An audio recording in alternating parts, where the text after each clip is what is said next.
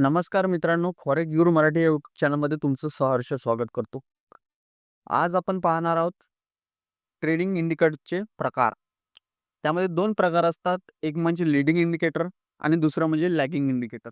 Leading indicator म्हणजे जो market movement आधीच ओळखतात. हे फ्युचर ट्रेंडची कल्पना देतात आपल्याला. त्यामध्ये कोणकोणते इंडिकेटर असतात?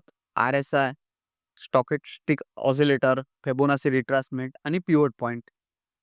हे इंडिकेटर रिव्हर्सल किंवा ब्रेकआउट आधीच सूचित करतात. त्यानंतर दुसरा प्रकार आहे लॅगिंग इंडिकेटर. हे ट्रेंड झाल्यावर कन्फर्मेशन देतात. थोडं उशिराने सिग्नल देतात पण जास्त विश्वासार्ह असतात. त्यामध्ये कोणते इंडिकेटर असतात? मूव्हिंग ॲव्हरेज असते, SMA, EMA, MACD, ADX, Bollinger band, parabolic SAR. Leading indicators prediction देतात आणि लॅगिंग इंडिकेटर कन्फर्मेशन देतात.